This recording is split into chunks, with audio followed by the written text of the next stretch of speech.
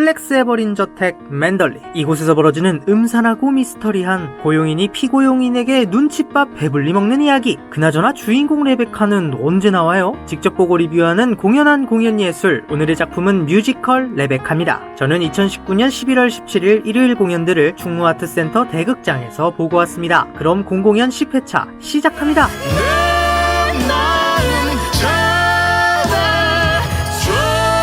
저는 코인 노래방에 놀러가는 것을 좋아합니다. 코인 노래방에서 뮤지컬 넘버를 자주 부르는데요. 또 제가 뮤지컬 레베카 넘버들을 아주 기가 막히게 소화합니다. 특히 언젠가 레베카와 영원한 생명을 연달아 불렀을 땐 옆방에서 벽을 쾅쾅 두드려 주더라고요. 코인 노래방에서 옆방 벽을 쾅쾅 두드리는 건 잘 불렀다고 칭찬해 주는 거잖아요. 그쵸? 제 말 맞죠?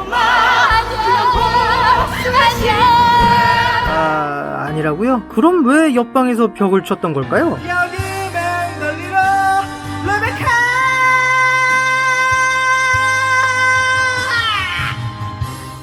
뮤지컬 레베카는 인기가 아주 많은 작품입니다. 완벽을 넘어선 최고의 뮤지컬이라는 슬로건과 함께 언제나 멋진 무대와 넘버를 보여주는 작품이죠. 저 역시도 지난 2017년에 맨덜리 저택에 갔었는데 이번에 또 맨덜리 저택에 발을 들이게 됐습니다. 이곳에 방문해보지 않은 사람은 있어도 한 번만 방문하는 사람은 없거든요. 먼저 레베카는 멋진 무대로 유명한 뮤지컬입니다. 배우들이 연기하는 무대도 멋지지만 무대 주변 역시도 멋지게 꾸며져 있습니다. 특히 이 장식들은 연출적인 역할도 하는데 극이 진행되며 장소가 바뀔 때마다 시계, 닷, 의자 등 소품이 색색깔로 나타나며 배경을 이해하는 데 도움을 줍니다. 또 이 작품은 압도적인 넘버와 연기로도 유명하죠. 초연부터 노래랑 연기 잘하는 배우들이 캐스팅보드를 꽉꽉 채워왔습니다. 이번 2019년 오연 역시도 마찬가지인데요. 기존에 레베카에 출연했었던 배우들이야 이미 말할 것도 없이 완성형이고 이번에 처음 합류한 배우들 역시 새롭게 맨덜리에 자신의 색깔을 입혔더라고요. 저는 11월 17일 일요일 낮 저녁 공연을 봤는데요. 우선 낮 공연에 알덴이 처음 댄버스 부인 역할을 맡아서 그런지 많은 분들이 우려하시는 것 같던데 그런 걱정은 몬테카를로에 두고 오셔도 괜찮습니다. 다른 댄버스들과 마찬가지로 알덴 역시 천장 찍는 엄청난 성량과 카리스마를 보여주거든요. 특히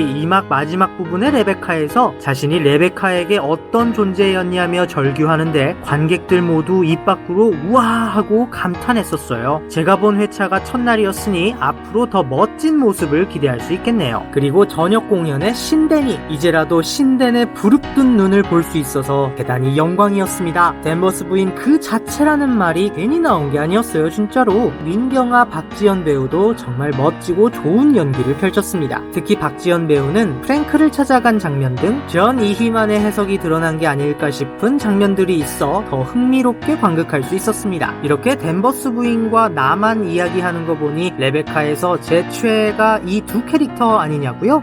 아닌데요? 제 레베카 최애 캔은 반호퍼 부인인데요? 반호퍼 부인에게 찜꽁당한 줄리앙 대령이 제 롤모델이고요. 1막 끝! 2006년 오스트리아 빈에서 첫 막을 올린 레베카는 명실상부 세계 곳곳에서 공연되는 월클 뮤지컬이죠. 그런데 레베카의 원작자 미하엘 쿤체와 실베스터 르베이는 세계의 어떤 레베카 공연보다도 우리나라의 레베카가 최고라고 말하는데요. 사실 여기엔 슬픈 사연이 있습니다. 아직 레베카가 월클 뮤지컬이 되기 전인 2012년 런던 웨스트엔드에서 한 차례 엎어졌었던 이 작품은 어떤 프로듀서 2명이 투자를 책임지고 있었습니다. 이 두 사람은 레베카를 뉴욕 브로드웨이에 올리겠다고 호언장담했고 스태프들과 배우들은 열심히 개막을 준비했습니다. 그런데 공연이 얼마 남지 않은 어느 날 레베카에 450만 달러를 투자하기로 한 억만장자 폴 아브람스가 급사했고 상속 문제로 투자를 할 수 없게 되었다는 비보가 들려옵니다. 다행히 마이애미의 갑부에게 투자 약속을 받아냈고 레베카는 예정대로 개막을 준비했습니다. 그런데 개막 며칠 전 마이애미 갑부가 돌연 투자를 철회해 공연이 취소되고 맙니다. 이는 마이애미 갑부에게 익명으로 도착한 한 통의 이메일 때문이었죠. 사실 이전에 레베카에 투자하기로 되어 있었다는 억만장자 폴 아브람스는 뻥카로 투자자들을 끌어모으기 위해 창조된 인물이었고 사실 마이애미 갑부가 투자금을 넣어도 이미 레베카는 무대 위에 올릴 수 없는 심각한 상황이라는 것이 이메일의 내용이었습니다. 결국 이러한 사기극을 펼친 두 명의 프로듀서는 감옥에 가고 말았습니다. 현실이 뮤지컬보다 더 뮤지컬 같았던 브로드웨이판 레베카 레베카 제작 실패기. 이러한 역경을 딛고 2013년 우리나라에서 레베카가 세계 최고 수준으로 만들어졌으니 원작자들이 한국판 레베카를 사랑할 수밖에 없겠죠. 인터미션 끝!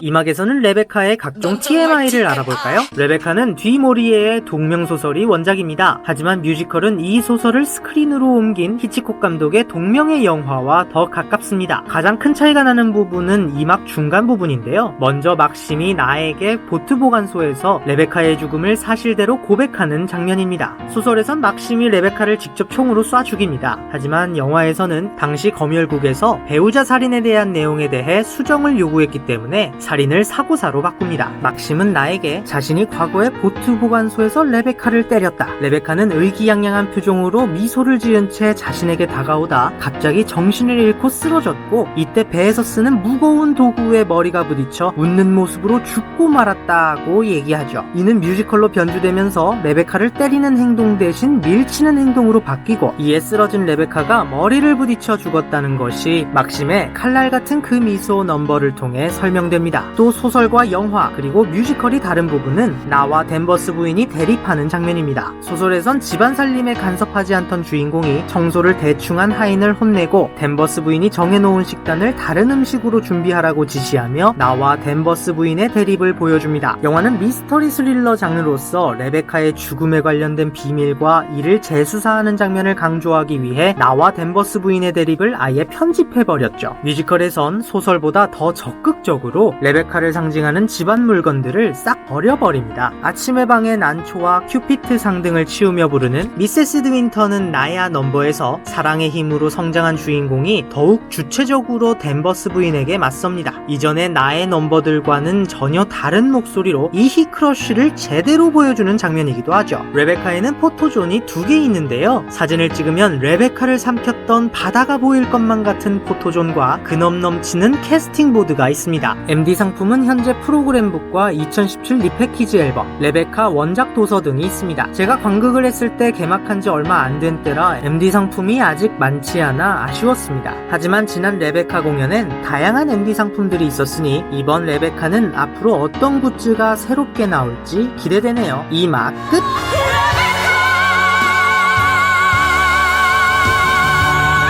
뮤지컬 레베카는 이런 분들에게 추천합니다. 압도적인 넘버와 연출을 좋아하는 분, 대극장 뮤지컬의 진수를 맛보고 싶은 분, 존재감 대장 댄버스 부인들의 지붕 뚫는 성량에 온몸에 닭살 돋고 싶은 분에게 강추합니다. 다만 고구마 100개 먹은 듯한 답답한 주인공은 1막도 참을 수 없는 분, 가스레인지 끄는 소리가 나면 집중력이 깨지는 분, 번지점프 교관인 분에겐 특히 비추합니다. 뛰어라 해도 절대 안 뛰거든요. 2019년 레베카는 내년 2020년 3월 15일까지 충무아트센터 대극장에서 공연합니다. 그럼 남은 하루 뮤지컬 같은 시간 되시기 바랍니다. 벨바!